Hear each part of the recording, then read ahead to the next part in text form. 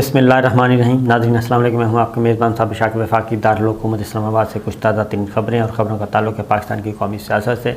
कुछ इम्पॉर्टेंट आपके साथ इंफॉर्मेशन शेयर करनी है कि आने वाले दिनों में क्या होने लगा है, क्योंकि कुछ काफ़ी सख्त किस्म के प्लान बनाए हुए हैं और ख़ास तौर पे हुक्मरान इत्तेहाद ने, और उसमें भी जो वज़ीर आज़म साहब हैं शहबाज शरीफ साहब, उन्होंने ये प्लानिंग की हुई है और उसमें मरीम सफदर साहिबा भी शामिल हैं। इस वक्त अगर हम देखें गौर से तो ये हुक्मरान इत्तेहाद जो है और ख़ास तौर पे शहबाज शरीफ साहब जो डिफेक्टो प्रीमियर हैं वो शहबाज शरीफ साहब नहीं हैं। शहबाज शरीफ साहब है डिजोरे प्रीमियर हैं, यानी जिनके पास आइनी तौर पे जो सामने वही हैं। लेकिन इस वक्त शहबाज शरीफ साहब अंडर प्रेशर हैं। नंबर 1 जाती उम्रा, नंबर 2 लंदन, वहाँ से भी उनको आती हैं कि जनाब हमने आपको वज़ीर आज़म बनाया है। पीपल्स पार्टी से प्रेशर है कि पहले तो हमारे मसाइल हल करें और आपने राइट लेफ़्ट नहीं होना, बल्कि जो हमारा नैरेटिव है उसी नैरेटिव को लेके आगे बढ़ना है। और फिर वो साइफ़र वाला प्रेशर भी मौजूद है और ज़ाहिर है वो एक हकीकत है और मौजूद है, और उसमें NSC ने दोनों इजलासों में ये बात मानी हुई है, वो प्रेशर भी मौजूद है। अब किस किस की कौन कौन सी ख्वाहिश पूरी की जाएगी, अब यकीन दिलाया जा रहा है। अब अमेरिका को रिस्पॉन्ड किया जा रहा है। नंबर 1 मिफ्ता इस्माइल साहब वज़ीर ख़ज़ाना वाशिंगटन गए और वहाँ पे उन्होंने ऐसी बेहुदा गुफ्तगू की कि आप तसव्वुर नहीं कर सकते। यानी ठीक है, आप की दुश्मनी है और मुखालफत है इमरान ख़ान साहब से, स्कोर बराबर करें, लेकिन आप कम अज़ कम चीज़ों को और जो हमारा दीनी तशख़्ख़ुस है उसको कम अज़ कम ख़राब ना करें। एक वीडियो मौजूद है, चल रही है, जिसमें वो इमरान ख़ान को तालिबान साबित करने के लिए और अमर बिल मारूफ़ व नही अनिल मुनकर जो है, जो कि एक कॉन्सेप्ट है इस्लामी और कुरान मजीद में भी मौजूद है, तो उसको कुरान मजीद में ये भी है वताअवनु अलल बिर्रि वत्तक़वा वला ताअवनु अलल इस्मि वल उद्वान। फिर अमल बिल मारूफ़ व नही अनिल मुनकर है, नेकी का हुक्म दें, बदी से रोकें, बुरे कामों से रोकें, जो तो इसको भी उन्होंने जोड़ दिया है तालिबान के साथ। तो मैं यही कहूँगा कि आप आए हैं तो ये बातें मज़ीद उसको तक़वियत पहुँचा रही हैं कि साइफ़र का प्रेशर आप पे है और खुफिया मरासले का प्रेशर है। फिर एहसन इकबाल साहब की प्रेस कॉन्फ्रेंस होती है तो वो घुमा फिरा के जो बात करते हैं वो ये है कि अमेरिका के साथ हमारे मफादात बहुत जुड़े हुए हैं और हमारी तिजारत और हमारी जो है हमारी एक्सपोर्ट जो है वो अमेरिका के साथ जुड़ी हुई है। लिहाजा अमेरिका हमारा उन्होंने अमेरिका के साथ जो ताल्लुक़ात हैं उसको पाकिस्तान की पॉलिसी का, पाकिस्तान की खारजा पॉलिसी का और रियासत पाकिस्तान का एक अहम सतून करार दे दिया है। ये सोचें आप कि पाकिस्तान का अहम सतून करार दे दिया है उसको, पाकिस्तान की मईशत का, पाकिस्तान की सियासत का, पाकिस्तान की खारजा पॉलिसी का, अमेरिका के साथ तिजारत को। तो ये चीज़ें जो हैं ये ऐसे ज़ाहिर हो रहा है। फिर इससे पहले तो खुला के बातें की जा रही थी, तो इसका मतलब है कि दाल में काला नहीं है, बल्कि दाल में काफ़ी कुछ काला है। और अब उनको यकीन दहानी करवाई जा रही है कि जनाब हम हैं, हम लुक आफ्टर करेंगे, फ़िक्र न करें।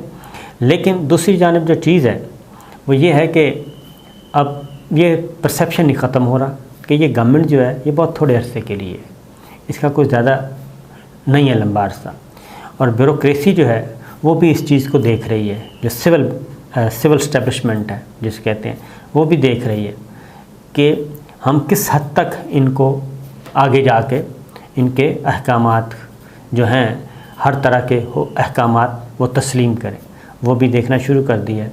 उसकी वजह ये है कि social media, electronic media, digital media, उसमें आप चले जाएं तो वो ट्रेंड अभी तक ख़त्म नहीं हो रहा इम्पोर्टेड हुकूमत नामंजूर का। वो करोड़ों पाकिस्तानी जो हैं उसमें हिस्सा डाल चुके हैं, वो चीज़ ख़त्म नहीं हो रही। फिर हमारे वो प्रेशर उधर भी मौजूद है, ये बात ज़हन में रखिए, ये प्रेशर जो है उधर भी मौजूद है, हमारी मिलिट्री इस्टेब्लिशमेंट पे भी, वो ख़त्म नहीं हो रहा, वो बदस्तूर मौजूद है और रहेगा, क्योंकि ये सारे का सारा जो गुलदस्ता है वो हज़म नहीं हो रहा, लोग इसको एक्सेप्ट नहीं कर रहे। और मैं सुन रहा था रिटायर्ड मिलिट्री ऑफिसर्स की गुफ्तगू, अब वो खुलकर बात कर रहे हैं, वो खुलकर बात कर रहे हैं कि जनाब हमने इसके लिए कुर्बानियाँ नहीं दी थी, हमने इसलिए सफ़र शुरू नहीं किया था पाकिस्तान में रूल ऑफ लॉ का, पाकिस्तान में आइन की बालादस्ती का, पार्लिमान की बालादस्ती का, अदलिया की आज़ादी का, इसलिए सफ़र नहीं शुरू किया था। तो लोग अब क्वेश्चन कर रहे हैं और ये चीज़ ख़त्म नहीं हो रही। इसीलिए क्या कर रही है गवर्नमेंट? गवर्नमेंट ये कर रही है कि सबसे पहले तो मीडिया को दबाया जाए, और इमरान के मुखालिफिन कह लें आप, इमरान के जितने भी मुखालिफिन हैं वो इस वक्त इस कोशिश में है कि सबसे पहले मीडिया को दबाया जाए और उसके बाद सोशल मीडिया की तरफ आया जाए, डिजिटल मीडिया की तरफ आया जाए। और एक कमेटी का इजलास भी हो चुका है, जॉइंट एक्शन कमेटी का, फेक न्यूज़ के हवाले से। तो ये अल्लाह ताला भला करे chief justice Islamabad high court जनाब जस्टिस अतर मिनल्ला साहब का, जो जाते जाते पीका ऑर्डिनेंस को गैर आइनी करार दे गए हैं और इसको कलअदम करार दे दिया। वरना इस वक्त बेशुमार जो हैं हमारे दोस्त भाई बशमूल मेरे सब के सब अंदर होने थे, क्योंकि उसमें खुले इख्तियारात दे दिए गए थे FIA को। और उस वक्त भी हम इमरान खान साहब से यही कहते थे, इमरान हुकूमत से, कि ये खुदा के लिए ये मत करें, लेकिन वो उस वक्त नहीं बाज आए, वो किसी और घोड़े पे सवार थे और उस वक्त उनको खुमार था ताकत का। तो जब ताकत हटती है तो फिर वो ये कवानीन उन्हीं के लिए इस्तेमाल होते हैं। तो बहरहाल credit goes to chief justice Islamabad high court के उन्होंने उसको कलअदम करार दे दिया। अब टारगेट किया जा रहा है और इस ARY को फुल प्रेशर है जी इस वक्त ARY पे कि किसी भी तरीके से ये अपना नैरेटिव तब्दील कर ले और जो बाकी TV चैनल्स रिपोर्ट कर रहे हैं उसी तरह ये चैनल रिपोर्ट करना शुरू कर दे। हुआ ये कि ARY ने अपना सारा दिखा दिया कि जनाब YouTube पे, Facebook पे, इंस्टा पे कि कितने लोगों ने देखा, वो थे करोड़ों लोग जो इमरान खान साहब को सुन रहे थे, वो सारा दिखाया। तो फिर अब एक ट्वीट भी हुआ कि ARY ज़्यादा झूठा या इमरान खान, तो मरीम सफदर साहबा ने उसको ट्वीट को टैग करके क्या कि नहीं दोनों। उसके बाद दूसरा TV चैनल आ गया, उन्होंने अपनी फेसबुक की दिखा दी कि 3 मिलियन उनको देख रहे थे उस दिन। तो ये तो बता रहे थे कि इमरान खान को तो कोई खाली उधर जलसा का खाली पड़ा है मीनार पाकिस्तान, वहाँ पे तो कोई था ही नहीं, पिछले किसी और जलसे की फ़ोटो चला के। तो इधर देख कह रही हैं कि 3 मिलियन लोग देख रहे थे। तो फिर इसका मतलब है इनमें से झूठा कौन है और सच्चा कौन है? ये वो चीज़ें हैं जो कि पब्लिक सेंटिमेंट जो है वो ख़त्म नहीं हो रहा। और पब्लिक सेंटिमेंट जो है वो जज्बात जो हैं आवाम के, वो खा गाँव का है, खा वो शहर का है, खा वो गरीब आदमी है, मिडिल क्लास है, अपर मिडिल क्लास है, लोअर मिडिल क्लास है, सब के सब जुड़ चुके हैं इमरान खान से। तो ये अभी इसको ख़त्म करने की कोशिश हो रही है लेकिन हो नहीं पा रही। तो इसीलिए ARY को टारगेट करके 2-4 जर्नलिस्टों को इमरान रियाज़ खान को उन्होंने ऑफ एयर किया हुआ है और वो अपना कर रहे हैं बाकी काम। इसी तरीके से अगला रुख है। तो ये कोशिश की जा रही है। उसकी वजह है कि बहुत थोड़ा वक्त है और इस थोड़े वक्त से ज़्यादा अपनी साख बिठानी है, धाक बिठानी है। और ये मज़ीद थोड़ा हो सकता है अगर मीडिया आज़ाद हो गया और तमाम TV चैनल्स ने ARY की तरह काम करना शुरू कर दिया तो फिर मज़ीद हो जाएगा। अब इमरान खान साहब सारी सूरत हाल को भांप रहे हैं। उनको भी पता है कि अगर मुझे दीवार के साथ लगाने की कोशिश की जा रही है, फुल प्लानिंग है दीवार के साथ लगाने की और उनको कर्टेल करने की, तो वो भी एक्टिव हुए हैं और वो अपनी तंजीम को, PTI की तंजीम को वो फुल फ्लेज कह चुके हैं कि आप तैयारी रखें। और गैर एलानिया तौर पे जो उनका इंटरनल सिस्टम है उसके मुताबिक इस्लामाबाद में ईद के बाद लॉन्ग मार्च की तैयारियां उरूज पर है। और ये तारीख़ का तयन उन्होंने करना है कि वो कब आते हैं और कैसे आते हैं और कितने दिन के लिए आते हैं। लेकिन एक बहुत ज़्यादा शद्दोमत के साथ एक लॉन्ग मार्च की तैयारियां और इस्लामाबाद में पड़ाव का फ़ैसला किया गया है। और अगर वो ये सारा काम हो जाता है और उनके आने से पहले कोई आम इंतखाबात का माहौल नहीं बनता, इलेक्शन अनाउंस नहीं किए जाते, तो मैं समझता हूँ कि ये गड़बड़ हो जाएगी। और जो मैंने पिछले वीडियो में एक बात बताई थी वो ये है कि मौजूदा हुकूमत भी जो है दानिस्ता तौर पे मौजूदा हुकूमत हुक्मरान इत्तेहाद वो भी मेमो वाले इशू को ख़त्म नहीं करना चाह रहा और खुफिया मरासले को वो भी चाहता है कि ये इन रहे।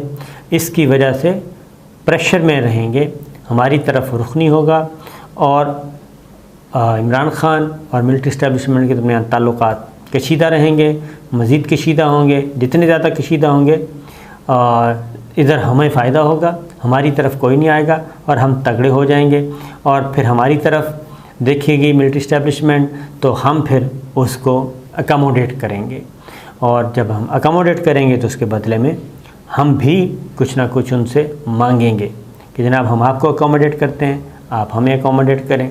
तो ये सारा एक खेल खेला जा रहा है और हमारी मिलिट्री इस्टेब्लिशमेंट को ये बात समझ नहीं आ रही कि दूसरे एनएससी में बहुत बड़ा प्लानिंग के साथ एक खेल खेला गया है ताकि वो प्रेशर में रहें, अंडर प्रेशर वो रहें। हालांकि इसकी तहकीकात अगर करवाई जाएँ जुडिशल इन्वेस्टिगेशन तो मेरा ख़्याल है कि इसका फ़ायदा भी हमारी मिलिट्री इस्टेब्लिशमेंट को होगा और किसी और को नहीं होगा। तो देखते हैं जी क्या होता है। तो इमरान ख़ान को जो दीवार के साथ लगाने के तरीक़ाकार जो हैं वो सोचे जा रहे हैं। वो कोई अभी तक फ़ौरी तौर पे ऐसा कोई चीज़ नहीं मिली कि जिससे इमरान ख़ान जो है उनको आप उठा के जेल में डाल दें। तोशाखाना उसमें इर्रेगुलरिटी कोई नहीं है, यानी कि कानून के खिलाफ कानून उसमें कोई काम नहीं हुआ। इल्ला ये कि ये कवानीन तब्दील करेंगे तो पिछले बिसारे आ जाएंगे और ये तो हो नहीं सकता कि इमरान ख़ान के ज़माने में तो तोशाखाना का एक कानून हो और उससे पिछले अदवार में दूसरा कानून हो। तो नंबर 1 तोशाखाना वाला मामला था, वो कोई सूरत हाल अभी तक नहीं बनी। फिर अगली जो दूसरी चीज़ है वो है इलेक्शन कमीशन ऑफ पाकिस्तान के ज़रिए ये उनको अंदाज़ा हो चुका है कि इलेक्शन कमीशन ऑफ पाकिस्तान जो है चीफ़ इलेक्शन कमिश्नर ख़ास तौर पे उनको टास्क मिल चुका है और अगर वो एक हद से आगे जाते हैं तो उस सूरत में भी जो है उसका फुल रद्द अमल आएगा। इसीलिए एक तरफ अदालती जंग शुरू है, दूसरी जानिब इमरान ख़ान ने जो कॉल दी हुई है वो भी उसके अकॉर्डिंगली चला जाएगा, क्योंकि इलेक्शन कमीशन ऑफ पाकिस्तान ने अगर उनको किया कलअदम तो करार नहीं दे सकते, उन पे अगर ये साबित कर देते हैं, ये फ़ैसला दे देते हैं कि जी फ़ॉरेन फंडिंग साबित हो गई है, तो उसके बाद ये मामला जाएगा गवर्नमेंट साइड पे जाएगा और फेडरल गवर्नमेंट जो है वो फिर रेफरेंस भेजती होती है और रेफरेंस भेजती है सुप्रीम कोर्ट ऑफ पाकिस्तान को। फिर supreme court of Pakistan hearing करके अपना फ़ैसला सुनाती है।